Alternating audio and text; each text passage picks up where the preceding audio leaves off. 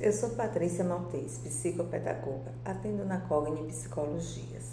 Sou estudiosa também de dependência tecnológica e hoje eu vou conversar com vocês um pouquinho a respeito sobre a série Adolescência, da Netflix, que está fazendo o maior sucesso. É uma série bem interessante, aconselho as pessoas a assistirem, né, porque ela traz uma temática de grande relevância, baseada em fatos reais, uma série escrita por Stephen Graham e Jamie Dornan, que ela gira em torno da família Miller, né?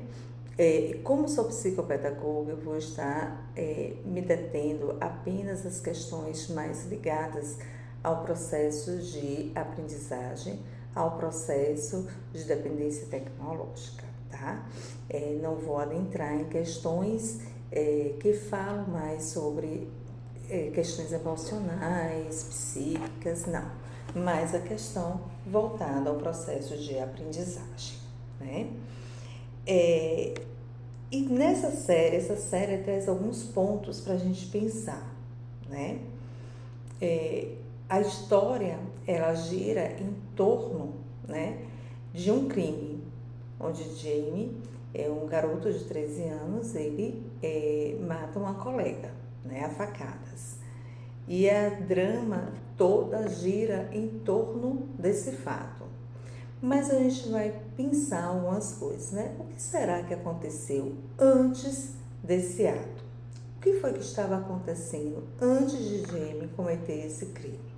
Nada justifica o que ele fez, tá? Mas a gente precisa sempre pensar, quando a gente fala em aprendizagem, quando a gente fala em comportamento, o que aconteceu antes, o durante e o após, né? Então, o que foi que aconteceu antes? O que vinha acontecendo antes, né? Hoje a gente vive uma geração que a gente chama de geração do quarto. As crianças, os adolescentes, eles estão muito tempo nas telas. E muitas crianças, principalmente os adolescentes, eles levam a vida dentro dos seus quartos. E dentro desse quarto, onde a tecnologia está presente, né, a gente tem a sensação de segurança. Mas será que estão seguros mesmo?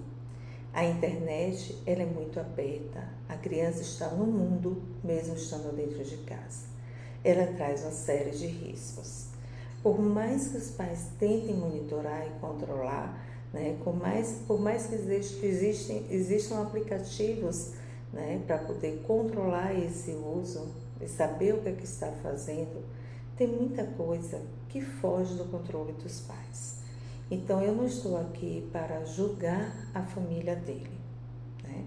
Eu não estou aqui para julgar o comportamento desses pais, mas estou aqui para poder conversar de uma forma mais ampla dessa família, dessa criança, desse adolescente que está deixando as vidas sociais, físicas, ou brincar, ou estar numa roda de conversa, ou que está com outras crianças, outros adolescentes próximos e está ali no mundo virtual, né? Pensar em tecnologia, né? A gente vai ver o tanto que ela é importante para a nossa vida, sim, mas o tanto que pode trazer riscos para as pessoas, né? Então, o que acontece? Esses estudantes, esses adolescentes, eles estão adentrando a comunidades. Essas comunidades é muito difícil da gente saber quem são de fato essas pessoas que estão ali. Porque dentro da internet, dentro da mídia, dentro da tecnologia, esses sujeitos, eles podem assumir personalidades diferentes, eles podem assumir como se fossem pessoas diferentes. Então, a gente não sabe quem é aquele que está do outro lado dessa tela, né? E isso é arriscado. Então, quanto mais os pais pensam, não, meu filho não sai de casa, ele está dentro de casa, só fica no quarto jogando, brincando. Mas esses jogos, eles têm as comunidades. E essas comunidades trazem risco, né? Então, é um alerta. Um conselho que eu dou: computador, notebook, tablet, São instrumentos que não devem ficar no quarto de uma criança ou adolescente. Por quê? Por mais que a gente tenha controle, vai fugir das nossas mãos. Então a gente precisa ter cuidado, né? Quanto menor o aparelho, mais perigoso ele vai se tornar. Porque antes a gente tinha televisão, né? Tinha um DVD, tinha as telas, porém eram instrumentos maiores, onde a família passava e podia ver o que era que seu filho estava ali assistindo. No celular é mais difícil, na internet é mais difícil, eles podem abrir guias anônimas. Com guias anônimas a gente não tem como rastrear o que ele está fazendo. Não fica rastros. E isso se torna cada vez mais perigoso, né? Então são coisas que a gente precisa estar pensando. Tirar essas crianças do quarto, esses adolescentes do quarto, permitir que eles tenham um ambiente mais saudável de interação social, onde eles possam jogar bola, onde eles possam tocar um violão, onde eles possam dialogar com pessoas físicas e não virtuais, né? Então, a gente precisa proporcionar esses momentos aos nossos filhos.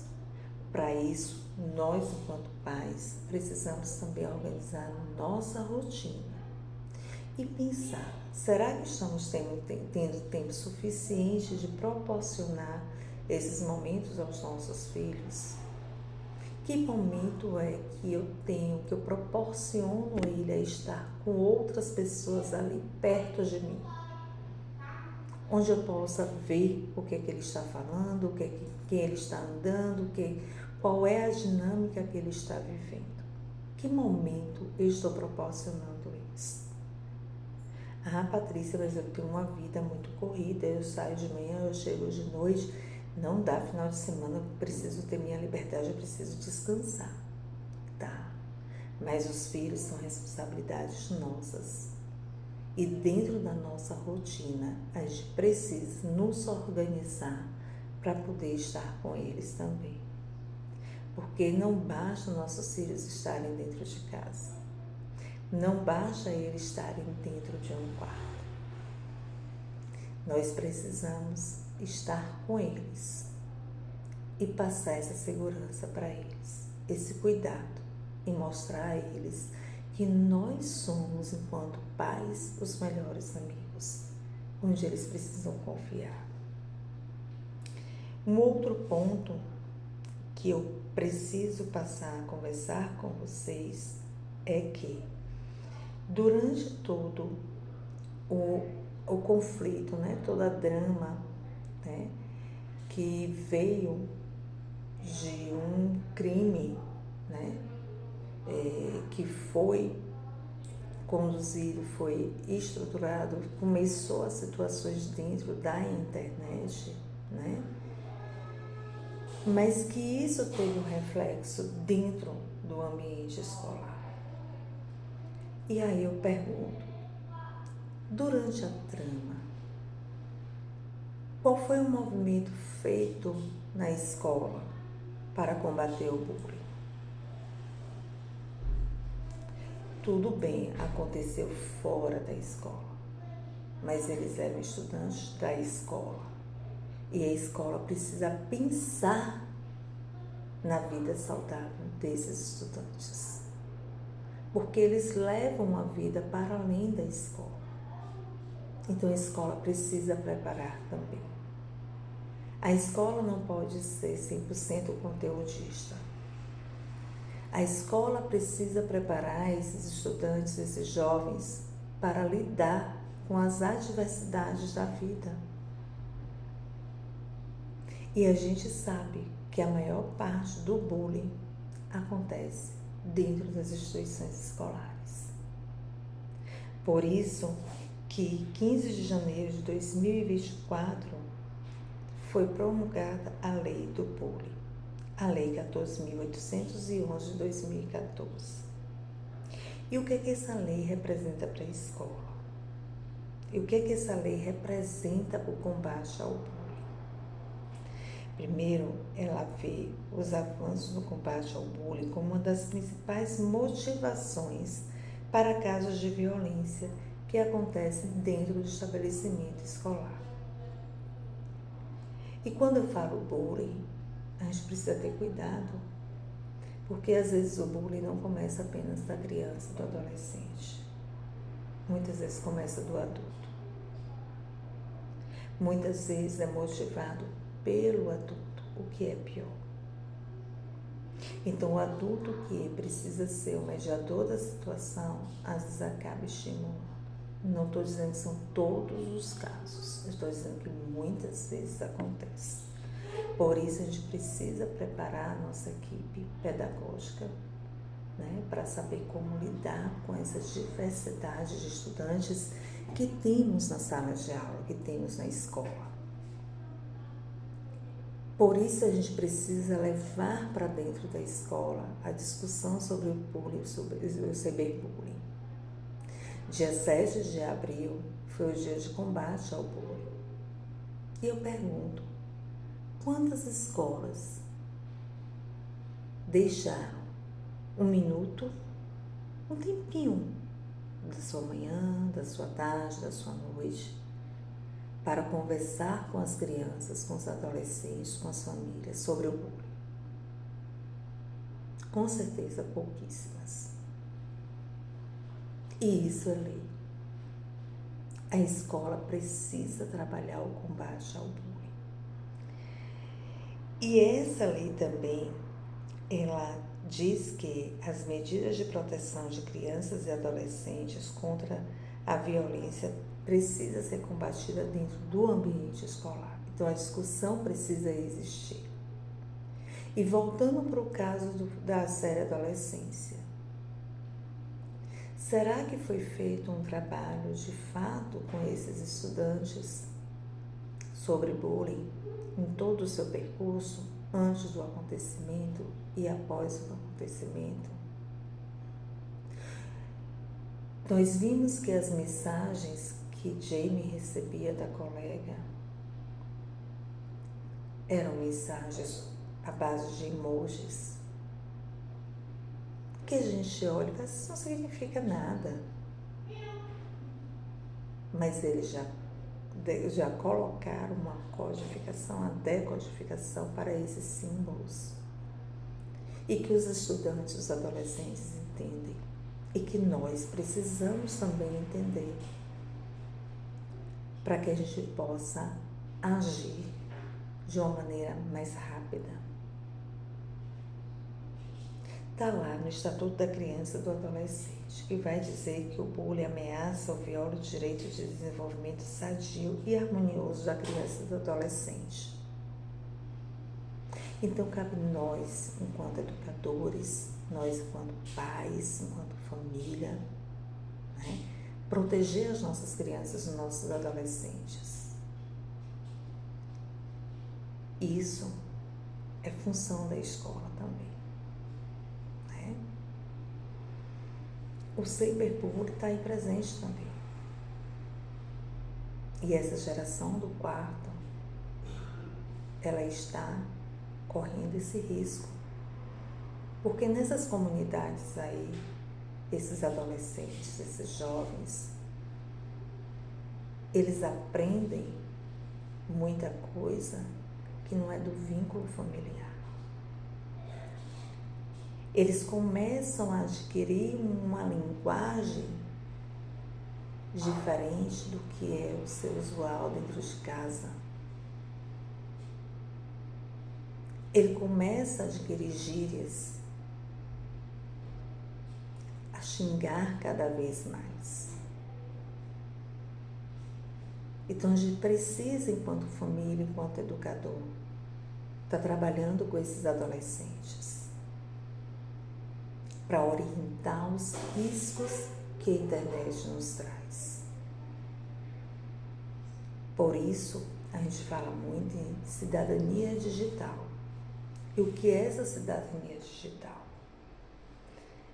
A gente não vai tirar mais esses estudantes, esses adolescentes da tela, da internet. Então a gente precisa educá-los para que eles aprendam a lidar com ela. Então, no meu ponto de vista, eu percebo que faltou algumas coisas ao redor desse estudante. Faltou a questão da presença real dessa família na vida dele, faltou. Porque essas famílias também tinham histórias e que a gente não vai adentrar agora. Faltou o trabalho dentro da instituição escolar, faltou. Faltou o olhar desse estudante, para esse estudante, antes que ele cometesse esse crime, para entender essa personalidade dele, faltou.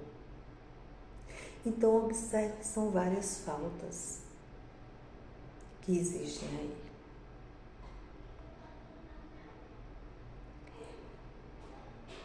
Essa série, ela me trouxe muitas reflexões. Muitas.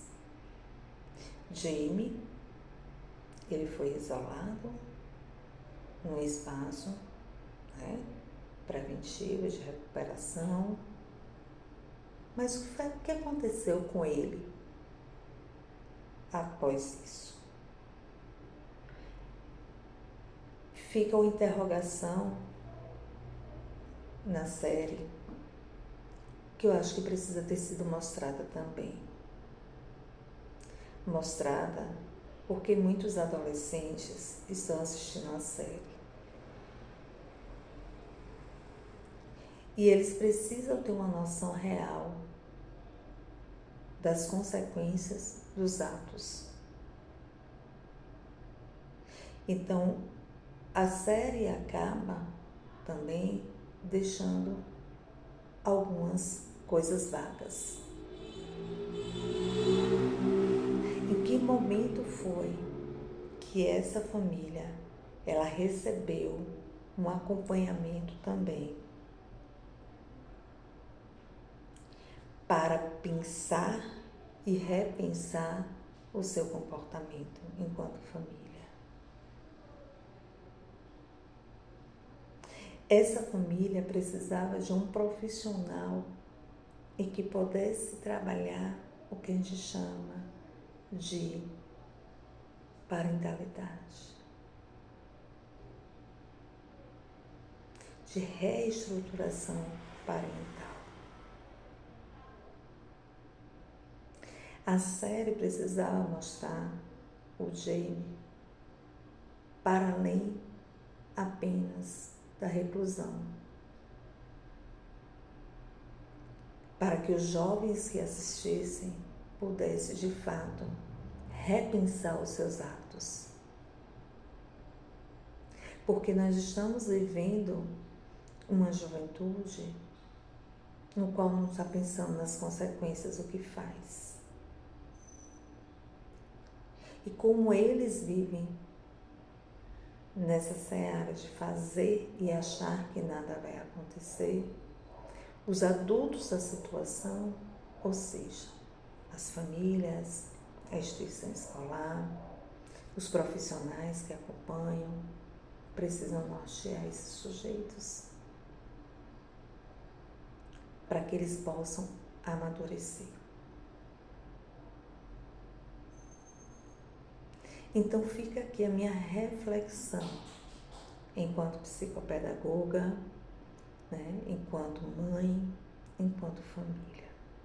O que é que nós, escola, estamos fazendo para combater o bullying? Para fazer com que os nossos estudantes, eles pensem e reflitam sobre suas ações, sobre seus atos. O que é que nós, enquanto pais, estamos fazendo com as nossas famílias? Que tempo é que eu estou deixando para os meus filhos, para a minha família? Quais são os momentos que eu estou proporcionando o diálogo dentro de casa? Quais são os momentos que eu estou conversando com os meus filhos sobre o que é que eles fazem, com quem eles andam, o que é que eles estão vendo na internet. Então a série, apesar de várias lacunas, deixa pra gente várias reflexões. E eu gostaria que vocês, pais, pensassem também sobre isso. Que vocês, adolescentes, pensassem sobre. Que as escolas também refletissem o papel dela diante da sociedade, da educação, daqueles jovens que estão ali matriculados. É essa reflexão que eu deixo hoje para vocês. As famílias estão gritando por socorro. E por que não buscar ajuda? Hoje, aqui na Cogni, nós temos uma profissional que trabalha com reprogramação parental. Então, as famílias que desejarem estar buscando essa ajuda, entre em contato conosco, aqui na Cogni. Nosso telefone 75-99194-3771. Espero ter contribuído com vocês nesse processo de educação dos nossos jovens. Muito obrigada.